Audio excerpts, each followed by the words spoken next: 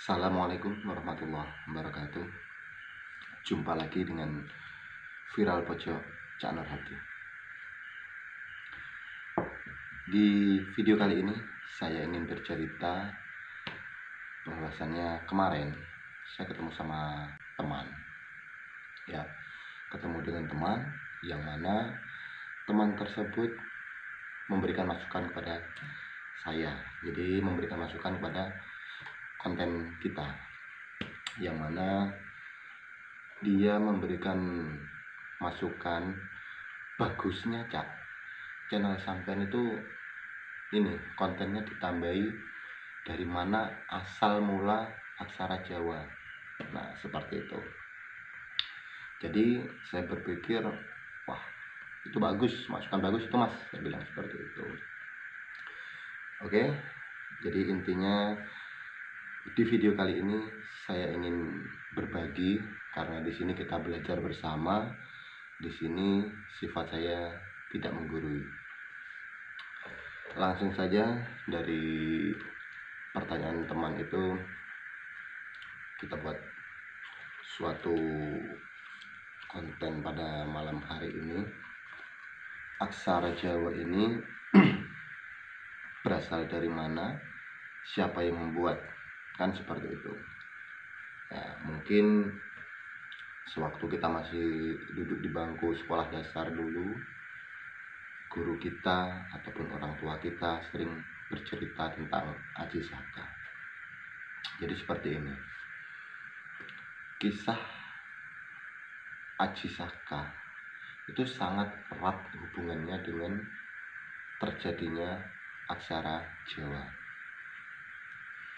Jadi si Aji Saka, ya, ini kita bercerita dari awal.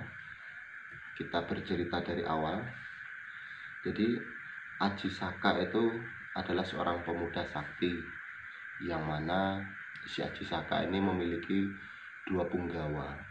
Jadi memiliki dua punggawa itu dua pengawal, yang mana pengawal ini sama-sama saktinya di antara dua ini. Yang satu bernama Dura atau Duro, dan yang kedua bernama Sembada atau Sembodo. Nah, suatu ketika si Aji Saka ini akan mengadakan suatu perjalanan,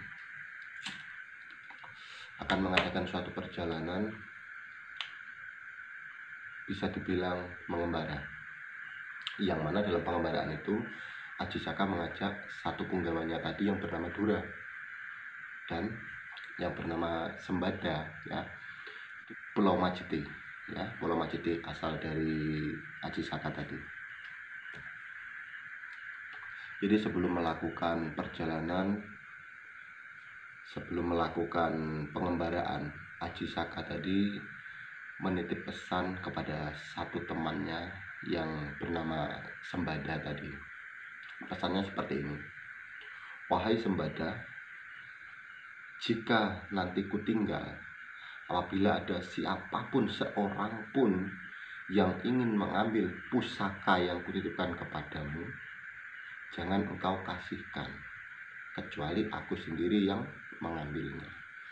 Jadi artinya sebelum mengembara, si Aji Saka menitipkan pusaka yang sangat luar biasa, hebatnya, sangat ampuh kepada Sembada. Jadi singkat cerita, Aji Saka dan Dura melakukan pengembaraan.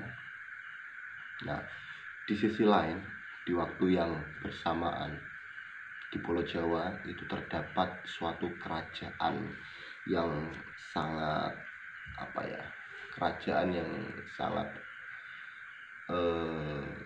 ayem, gemah ripah roh jinawi, kata orang Jawa, ya. Jadi di situ seluruh masyarakatnya bahagia karena atas kepemimpinan sang raja yang sangat luar biasa. Nah, raja tadi bernama Dewata Cengkar. Raja tadi bernama Dewata Cengkar, yang mana kerajaannya itu bernama Medang Medang Kamulan ya, kalau nggak salah itu Medang Kamulan.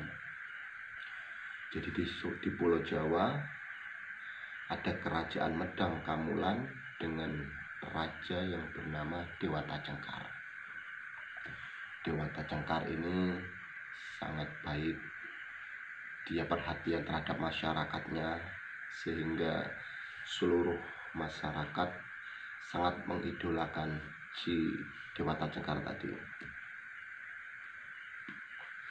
Jadi singkat cerita, suatu ketika juru masak si raja Dewata Cengkar tadi ya, juru masak seperti biasa masakan untuk hidangan yang akan disantap oleh si raja Dewata Cengkar. Jadi secara tidak sengaja sang juru masak tadi ketika mengiris bumbu ya, ketika memasak tadi intinya dia tidak sengaja terputus jari tangannya ya, jari tangannya terputus dan dia tidak sadar kalau potongan dari jari tangannya tadi masuk ke dalam masakan yang akan disajikan kepada Dewata Cengkar, pada raja tadi. Jadi singkat cerita, sampailah sang Dewata Cengkar, raja Dewata Cengkar tadi menikmati hidangan dari juru masaknya ya, dari juru masaknya. Nah, di situ Dewata Cengkar sangatlah lahap menikmati hidangan tadi. Jadi sang Dewata Cengkar tadi bertanya pada juru masak, "Hei juru masak, daging apa yang kau masak? Sungguh enak sekali," kata sang Dewata Cengkar. Lalu si juru masak menjawab, "Wahai rajaku, sesungguhnya itu adalah daging manusia." Nah, dia bilang seperti itu pada rajanya. Jadi intinya dari situ sang Dewata Cengkar merasa ketagihan betapa enaknya daging manusia tersebut.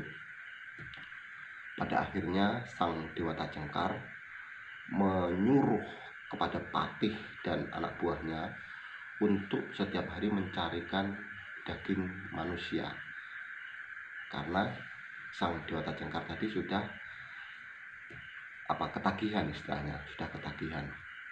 Jadi dari situ setiap hari ditangkapnya satu masyarakat, satu demi satu warganya untuk dijadikan santapan oleh sang Dewata Cengkar. Nah, dari situ timbullah ketakutan yang sangat luar biasa terhadap rakyatnya.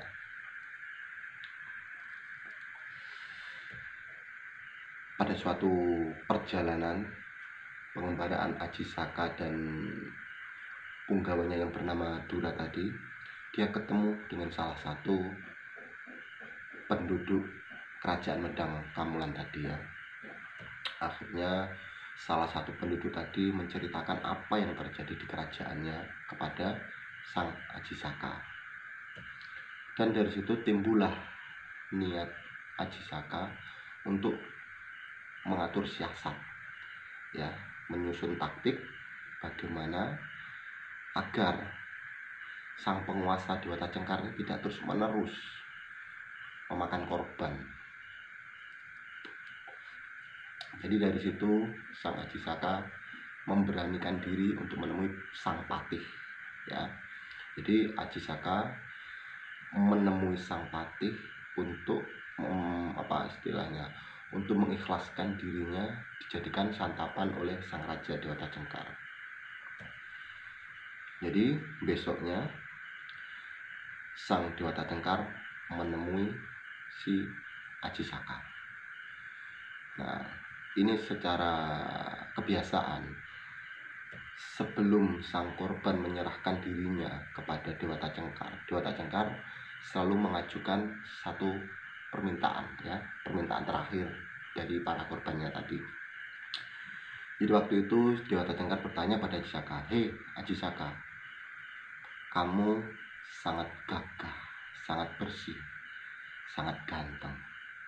Jadi sebelum kamu menjadi korbanku, sebelum kamu dagingmu kusantap, apa satu permintaan terakhirmu?" Seperti itu Dewata Cengkar bertanya kepada Aji Saka. Lalu Aji Saka menjawab, wahai sang Dewata Cengkar, saya sudah mengikhlaskan jiwa ragaku, biar kau nikmati rasa dagingku yang enak ini. Saya punya satu permintaan kepada Anda. Sebutkan permintaanmu itu, kata Dewata Cengkar. Jadi Aji Saka meminta kepada sang Dewata Cengkar, saya minta sebidang tanah sang raja, yang mana luasnya sama dengan ikat kepala yang saya pakai ini gitu. Jadi waktu itu Aji Saka itu memakai udeng, bahasa Jawanya memakai udeng yang dari kain itu ya. Nah, kemudian sang raja dengan sombongnya menjawab, oh kalau cuma tanah hanya sepanjang ikat kepalamu, oke, deal, saya setuju. Nah seperti itu. Lalu singkat cerita, ikat kepala tadi dibuka oleh sang Aji Saka. Jadi dua pojok dipegang oleh Aji Saka dan sisi yang lainnya, pojok yang lainnya dipegang oleh sang Dewata Cengkar. Ternyata itu sungguh ajaib itu ikat kepala dari sang Aji Saka. Karena sewaktu ditarik oleh sang Dewata Cengkar, ikat kepala itu bisa memanjang, bisa melebar. Sehingga sampailah sang Dewata Cengkar tidak menyadari bahwa dia terus mundur menarik tali tersebut ya, menarik kain tersebut, mundur ya sengaja, sampailah dia di penghujung jurang. Ya, sampailah sang Dewata Cengkar tadi di penghujung jurang, yang mana kain ikat kepala sang Aji Saka itu tiba-tiba bisa berubah menjadi keras seperti batu, sehingga dia mendorong sang Dewata Cengkar terjun dari jurang ke laut selatan. Nah, dari kejadian itu sang Dewata Cengkar tercebur ke laut selatan, berubahlah dia menjadi seekor buaya putih. Jadi singkat cerita, sang raja dengan kekejamannya yang selalu memakan korban dari masyarakatnya telah usai. Akhirnya dari situ sang Aji Saka tadi itu dinobatkan sebagai raja lah di kerajaan Medang Kamulan tadi ya. Nah, oke lah, di situ sang Aji Saka dinobatkan sebagai raja di situ.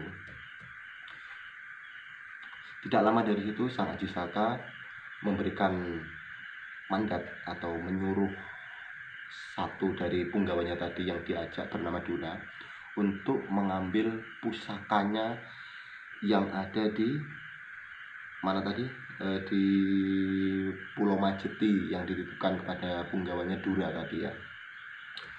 Jadi Aji Saka menyuruh siapa tadi? Aji Saka menyuruh si Sembada Aji untuk Saka mengambil pusakanya yang menyuruh selama ini dititipkan pada si Dura. si Sembada. Oke, berapa waktu kemudian sampailah si Sembada kepada si Dura tadi.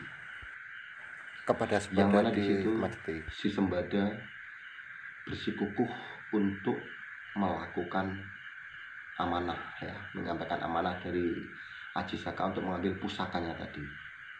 Pokoknya bisa nggak bisa saya ambil pusaka itu, karena saya disuruh Aji Saka, kata Sembada. Begitupun si Sembada. Dura masih sangat ingat betul pesan Aji Saka. Pada saat itu Aji Saka berpesan, jangan kau berikan pusaka ini kepada siapapun kecuali aku sendiri yang akan mengambilnya. Nah, jadi kedua punggawa tadi berdebat sengit di situ. Mereka berdebat sengit, pada akhirnya terjadilah pertumpahan darah. Karena keduanya sama-sama sakti, terjadilah pertumpahan darah sehingga menjadikan keduanya tewas atau meninggal dalam perebutan pusaka tadi. Tidak lama kemudian kabar meninggalnya dua punggawa tadi sampailah ke telinga Aji Saka. Dari situ Aji Saka sangat menyesali kesalahannya, karena waktu itu dia lupa ketika menyuruh Sembada untuk mengambil pusaka. Dia lupa bahwa dia berpesan kepada si Dura untuk tidak memberikan pusakanya kepada siapapun. Dari kejadian tersebut si Aji Saka menyesal si Aji Saka merenung terhadap kesalahan-kesalahannya tadi, sehingga si Aji Saka ingin mengabadikan dua punggawanya tadi dalam sebuah penemuan mahakarya, yaitu itulah terjadinya aksara Jawa, yang mana aksara Jawa tadi terdiri dari empat makna, empat kalimat.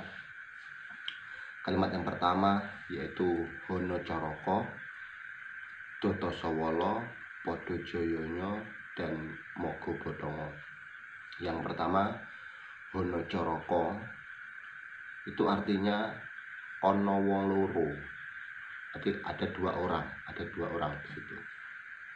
Yang kedua, Doto Sowolo, itu artinya podo kerengan.